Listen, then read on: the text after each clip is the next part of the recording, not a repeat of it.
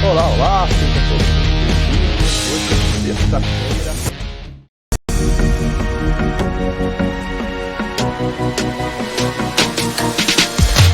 BMC News, informação que gera valor. Dólar DX estourando para cima hoje, muito provavelmente ele é o grande vilão hoje para essas commodities estarem trabalhando no vermelho. Ontem nós tivemos alguns dados divulgados pela USDA de vendas semanais e foram dados bem fracos, realmente. Veio em linha com o que o mercado esperava, mas foram dados bem fracos de vendas lá, mostrando que a demanda está bem retraída ainda. O que acaba dando um suporte para os preços, principalmente para o milho e para o trigo, é a escalada das tensões do conflito lá no leste europeu. E hoje é o referendo que a Rússia vai fazer em 4 regiões da Ucrânia, lá Lugansk, Donetsk, Kharkiv e a outra, me fugiu o nome agora, Zaporizhzhia, eu acho que sobre anexar esse território que está ocupado por tropas russas à Rússia. Então, hoje é um dia bem tenso no mercado, se ele vai fazer esse referendo mesmo, se a população vai aceitar ser anexada, incorporada ao território russo, mas particularmente eu acho pouco provável que a Rússia não vença esse referendo se ela vier a fazer. Afinal de contas, são soldados russos que estão nesses territórios, são eles que estão coordenando essa votação, então eu acho que a chance dele ganhar é realmente bem grande. E qual será a postura, se ela vai anexar, e qual será a postura dos outros países se houver essa tentativa de anexar o território? Então, muita incerteza a partir de hoje com relação aos desdobramentos agora do conflito por lá. Então, eu acredito que esse talvez seja o principal fator que está levando o dólar DX, que é o dólar contra a cesta de moedas, a subir quase 1% no dia. Ele chega a 112 pontos. Então, deixa eu colocar num gráfico semanal, e nós vamos puxar aqui, nós vamos ver que essas cotações aqui, elas estão em máximas aqui desde 2001. Então, só em 2001, nesse período aqui de 2099 a 2001, que ela chegou nesses patamares. Então, você vê há 20 e quantos anos? 22 anos, praticamente a maior cotação do dólar DX no mercado. E isso acaba deixando caro as commodities para compras e acaba levando também capital especulativo para o dólar. Na verdade, é esse movimento que acontece.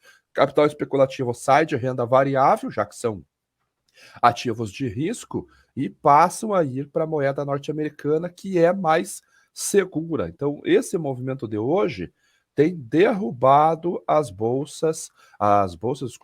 commodities no mercado internacional. Começando pelo petróleo, o petróleo que subiu bem ontem, ele fechou uma leve alta ontem, mas ele chegou a subir 3% ao longo do dia, porque a China anunciou que está se preparando para fazer mais compras agora no retorno das operações das refinarias.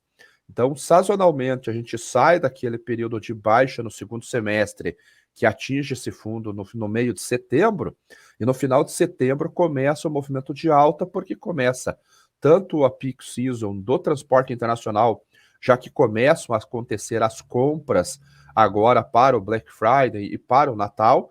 Então, daqui uma semana nós temos aquele feriado na China chamado Golden Week, que é onde há a maior circulação de pessoas, muitas compras acontecem, e após isso o mercado, a atividade industrial na China voltando com tudo. Isso no ano normal.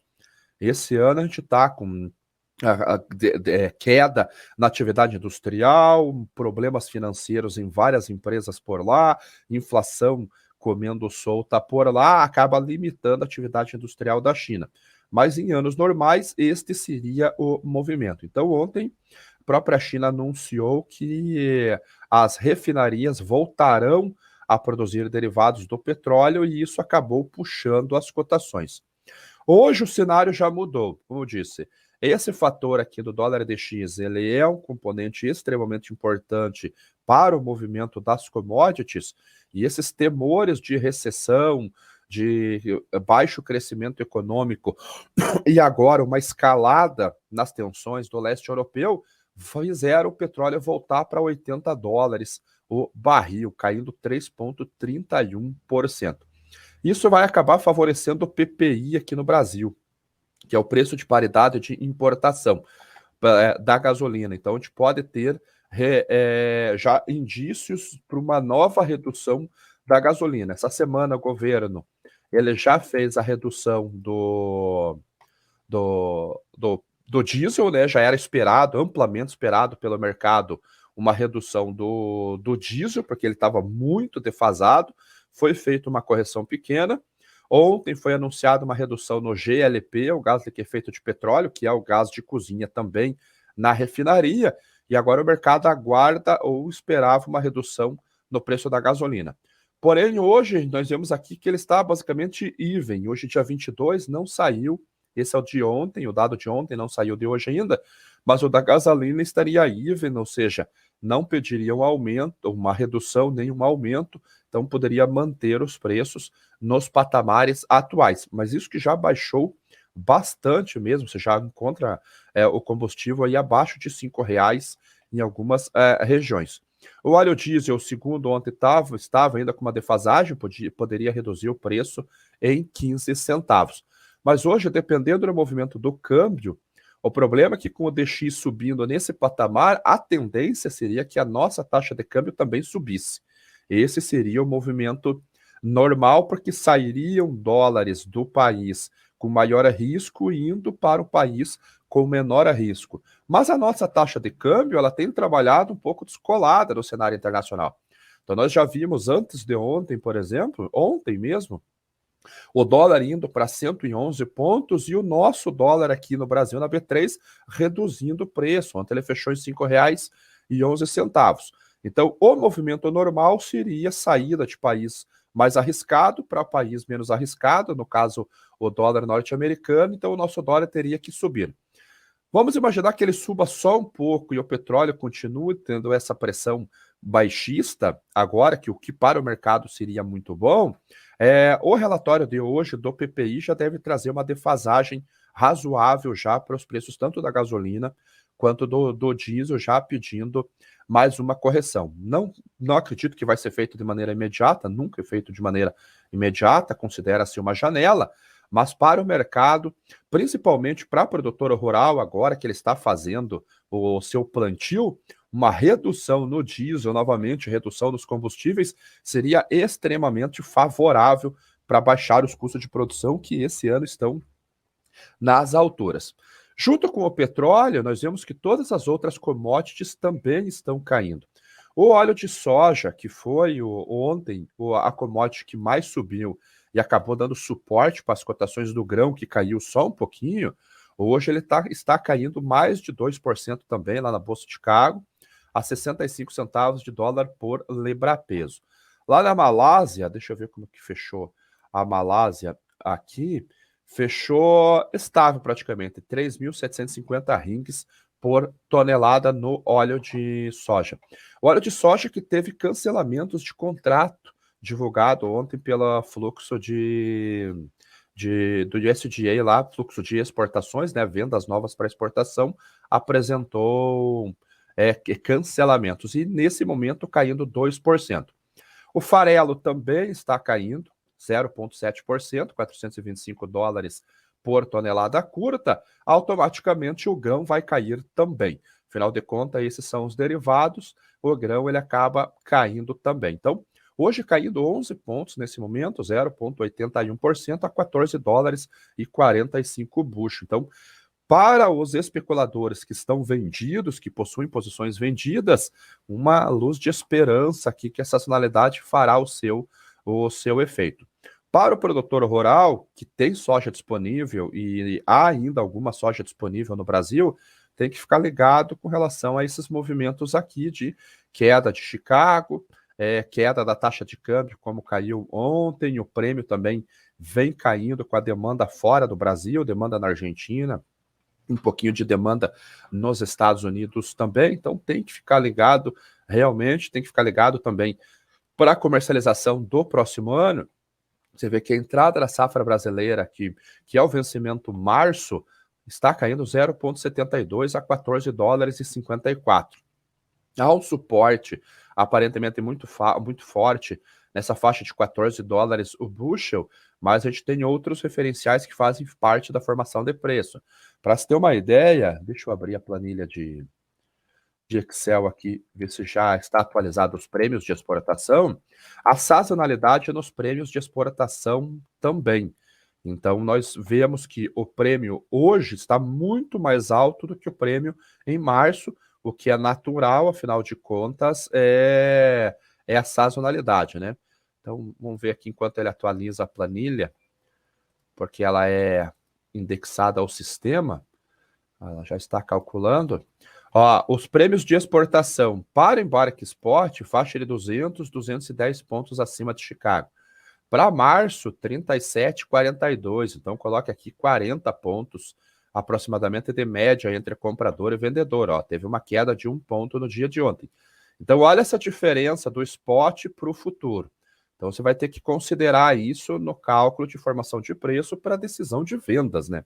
Então, tem que ficar ligado nesses movimentos realmente. Há muitos elementos que podem influenciar, empurrar essa cotação da soja para baixo. Eu acho que há elementos fundamentais, sim. A safra dos Estados Unidos, apesar de não ser aquela maravilha que esperava-se inicialmente, lá de 124, 125 milhões de toneladas, o número vai ser muito similar ao ano passado, 119, 120 milhões de toneladas. O Brasil, o clima está muito, muito bom ainda. Então, eu fiz um update do clima lá no Relatórios Agro, lá. Lembrando, pessoal, que o Relatórios Agro, para quem quiser assinar com 30 dias grátis, o link está na minha bio, lá no meu Instagram. Ontem eu fiz um vídeo, uma atualização sobre o clima, e ele mostra que há boas condições aqui no Brasil ainda. Você vê que esse daqui é a precipitação para os próximos dias, e a gente vê que realmente há boa intensidade de chuvas vindo em regiões produtoras aqui no sul do Brasil, inclusive muito favorável para os cafezais. O acumulado de umidade, aí como ele mostra aqui, a gente vê que a reserva do solo ela vai estar muito favorável nos próximos dias. Tirando a parte aqui na fronteira, e a Argentina está enfrentando problemas climáticos por lá, reduziu estimativa de trigo, reduziu estimativa de milho lá também, vai reduzir área aqui na região de Uruguaiana, por exemplo. As outras regiões, vindo da região central do Rio Grande do Sul e pegando toda a região centro-oeste e basicamente toda a região sudeste, do sul de Minas para baixo, mas isso daqui não é uma condição ruim, é uma condição favorável também, é que aqui está muito, muito bom. Realmente, a gente deve estar com uma expectativa de produtividade muito boa. Então, a gente vai ter uma safra razoavelmente boa nos Estados Unidos e vamos ter uma safra muito boa aqui no Brasil, se tudo der certo, e vamos torcer para isso, que isso venha acontecer. Realmente, afinal de contas, são 2 anos aqui na região sul com problemas de produção. A Argentina vai produzir mais ou menos equilibrado a questão da soja, e olhando para a demanda ela está relativamente fraca. Essa demanda ela não está muito forte, não. Então, eu acho que há elementos que podem pressionar um pouco esses preços realmente. O que pode acabar segurando o preço da soja? É o milho. O milho está com um cenário realmente muito apertado. Ontem saiu essa notícia aqui da International Grain Council, o ITC, que ele reduziu a expectativa de produção de milho em 11 milhões de toneladas. Ele já havia reduzido no último relatório 10 milhões, agora fez mais uma redução de 11 milhões de toneladas, indo para 1,168 bilhão de toneladas a oferta de milho para o próximo ano. Então ela vai estar realmente muito, muito apertada. Felizmente, ela aumentou a expectativa de produção de milho, de trigo. em 14 milhões de toneladas para 792 milhões. Então, o trigo vai passar a ser o substituto do milho nas situações que é possível, principalmente na fabricação de ração. Mas o problema é que olha a cotação do trigo aonde que está. Está caindo hoje, todo o mercado está caindo, mas está na faixa aqui de 8, 9 dólares o bushel, o que acaba ficando muito caro a proteína do trigo. Então, o milho também segue sustentado, hoje está caindo 1,63%, mas subiu bastante nos últimos dias também, voltou a se aproximar de 7 dólares o bushel, acho que na máxima aqui ele chegou a 6,99 nesse vencimento, que é a entrada da safra norte-americana. Mas ele está aqui na faixa de 6,77, 6,82, 6,83 o bushel. Então, o trigo vem para substituir, mas está caro. Mas numa eventual falta de produto é o que nós temos. O IDC também aumentou a produção da Rússia. Então, a Rússia agora está com uma expectativa de colher 93,4 milhões de toneladas. Então, aumentou realmente bastante e aumentou a expectativa de exportação de trigo russo para 36,5 milhões. Eram 34 no último relatório, foi para 36 milhões. A questão é, se a Rússia fizer o movimento na tentativa de anexar essas regiões ao leste da Ucrânia, como que o mercado vai reagir? Que tipo de sanção ele colocará? O conflito ganhará escala do ponto de vista de ataque militar mesmo, que vai impedir a ida de navios para poder fazer esses embarques lá e poder fazer a exportação russa para o mundo? Essa é uma grande questão realmente. Sair pelo lado leste da Rússia não sai. Ela tem porto do lado de lá, portos pequenos, mas a produção russa está toda concentrada no oeste, que é justamente nessa divisa ali da Geórgia, Ucrânia, Finlândia, lá em cima já do país. Então, muita incerteza no mercado ainda. Mas, como eu disse, hoje o mercado está reagindo a essa cotação do dólar no mercado internacional. Vendas lá dos Estados Unidos, como eu disse, fraca para ambos as commodities, está postado aqui no nosso Discord. Você vê que o mercado esperava para o trigo entre 200 e 500 mil, veio 183, para o milho 182, para a soja 446. Então, números bem fracos realmente de vendas lá nos Estados Unidos. Parte disso a gente sabe que o milho está com uma demanda muito fraca, o trigo, as compras chinesas principalmente estão concentradas na Rússia, então ela não vai comprar em outro lugar, porque por enquanto o trigo russo é o mais barato, e soja, as compras estão concentradas na Argentina, porque há o benefício do governo ainda com relação à paridade da moeda. Aqui na B3, o milho nosso continua naquele patamar de R$ 89,00 a saca. Então, ele ainda não saiu dessa linha de preços aqui. Até pelo gráfico, nós vemos aqui que ele está nessa faixa aqui de 89. Nossa, há bastante tempo aqui. Vamos ver, desde o finalzinho do mês de agosto. Então, há mais de um mês que o milho fica nessa faixa de R$ 89,00 a saca aqui. Ontem nós estávamos fazendo alguns cálculos para alguns clientes nossos e nós sempre usamos o basis histórico como um referencial de comercialização. Isso faz parte das estratégias comerciais. Esse ano, se nós formos usar o basis histórico, ele não vai dar venda em momento nenhum. Por quê? Porque todos os indicativos de compra estão abaixo do que o basis histórico colocaria. Mas tem um fator aqui que é o frete. O frete doméstico aqui no Brasil está extremamente caro, muito, muito, muito caro ainda. O diesel teve essa redução aqui agora nessa semana, mas não vai trazer um efeito muito significativo para o valor do frete. Então, se for avaliar só a média de bases dos últimos 5 anos, ninguém vai vender, a não ser naquelas regiões que as tradings tenham que fazer cobertura de posição vendida, aí eles aumentam o indicativo de compra porque ele tem que honrar contrato. Mas do contrário, a gente vai ter R$ 3,00, R$ 4,00 por saca a menos, tanto na soja quanto no milho, devido ao custo de frete. Então, ficar ligado nessa questão ali, realmente prestar atenção na questão do basis, questão de frete no mercado doméstico, questão de taxa de câmbio também. Como nós temos aquele cabo de guerra que nós comentamos, não sei se foi ontem ou antes de ontem, o preço de paridade de exportação atuando como um piso e a oferta do safrinha, os estoques aqui atuando como teto, o preço não sai do lugar e fica nesse 89. Mas em algum momento ele vai ter que tomar uma decisão. Até olhando tecnicamente, a gente vê que ele está estreitando, está fazendo uma acumulação. Vamos ver se eu consigo colocar bandas de Bollinger aqui. A gente vai ver. Não, ainda não está mostrando esse movimento aqui. Ah, mas eu estou no semanal. Vamos ver no diário. Diário contínuo. As bandas de Bollinger, elas estão se estreitando aqui, então, e está em 52 pontos. Em algum momento, isso daqui vai pedir também uma correção.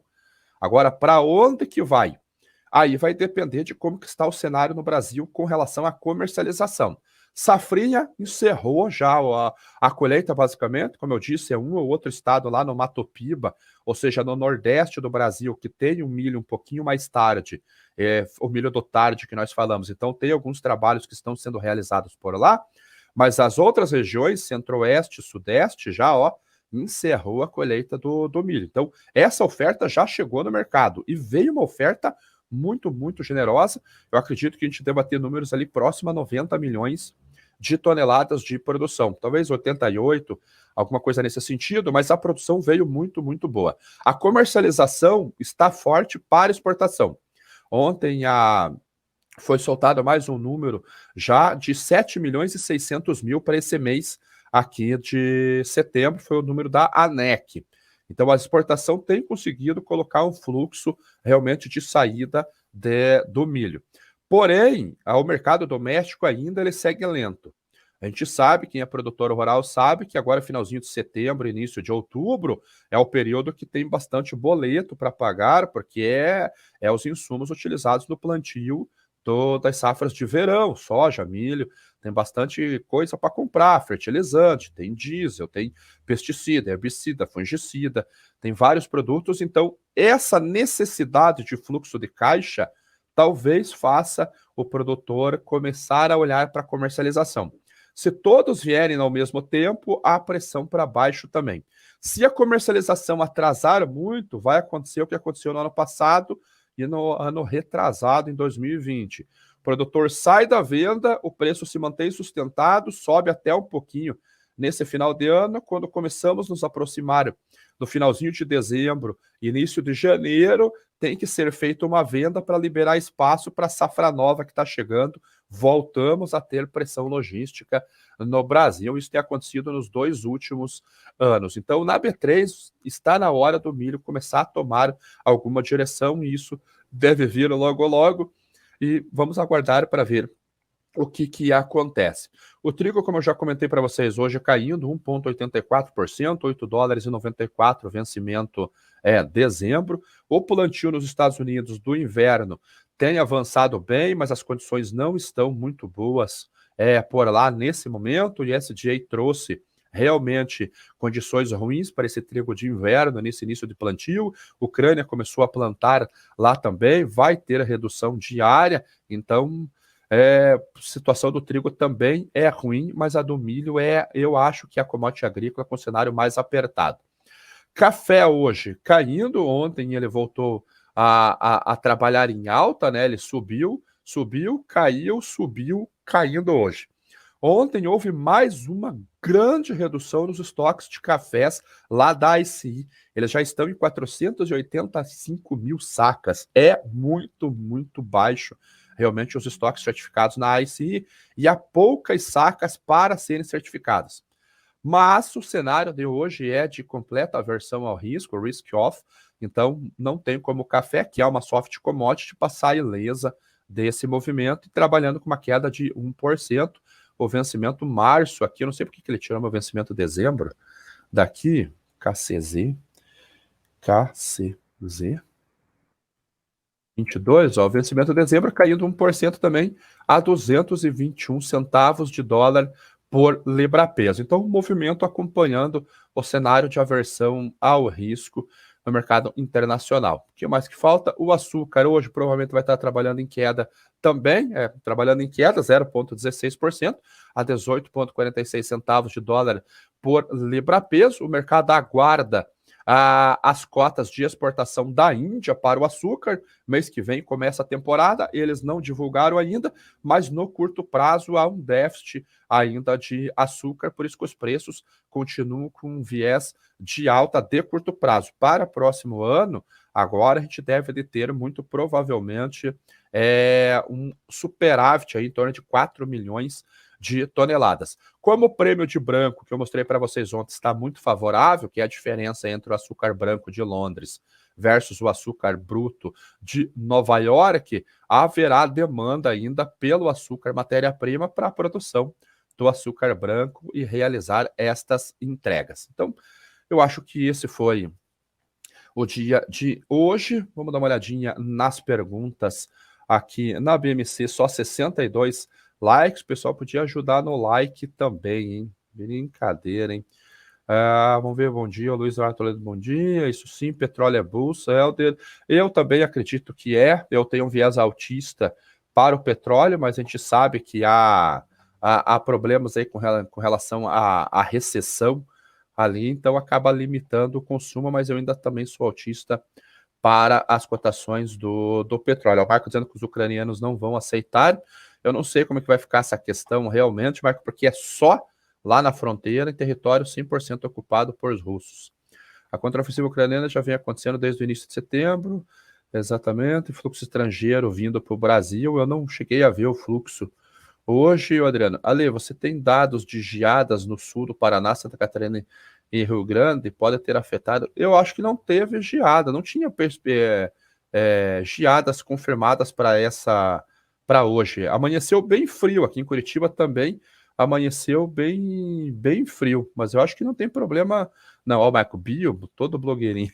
É a única maneira de colocar o link. Então, dê uma olhadinha lá. Sai semana que vem, no final do mês, sai. Quem vai assinar o relatório ZA com 30 dias gratuitos, tem que aproveitar agora.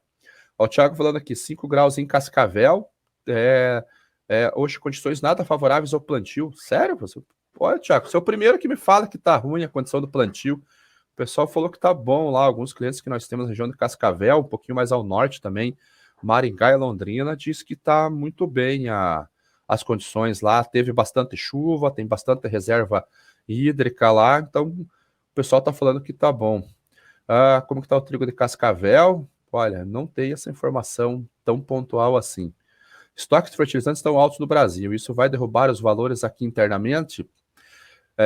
Não, eu acho que não, mas eu acho que não. Bem, já caiu bastante, né? Com relação ao nitrogenado, que está com um cenário bem turbulento aí devido à crise de gás lá na Europa e pouca oferta de gás natural, que é a principal matéria-prima, os outros fertilizantes caíram bastante mesmo. Potássio, fosfatados, teve uma queda muito grande. O estoque já está no preço já. Esse estoque grande já está no preço porque as importações nossas aumentaram bastante realmente nos últimos meses, né? Tá querendo romper a LTB, quem tem Ciro está bem para o fim do ano, bom dia, petróleo em baixa, puxa preço da soja, milho para baixo, sim, esse foi o que nós mostramos no início do programa, então, o problema é o frio, mas o frio já vai embora, tia. O frio já vai embora, já. Então é isso daí, pessoal, obrigado a todos que estiveram aqui, voltamos na semana que vem. Ó, Adriano falando que teve geada em Palmeira, aqui pertinho de Curitiba, indo para Irati. Então, pessoal, muito obrigado a todos. Tenham um ótimo fim de semana. Voltamos na segunda-feira, às 8 horas da manhã, no nosso Primeira Hora do Agro. Tchau.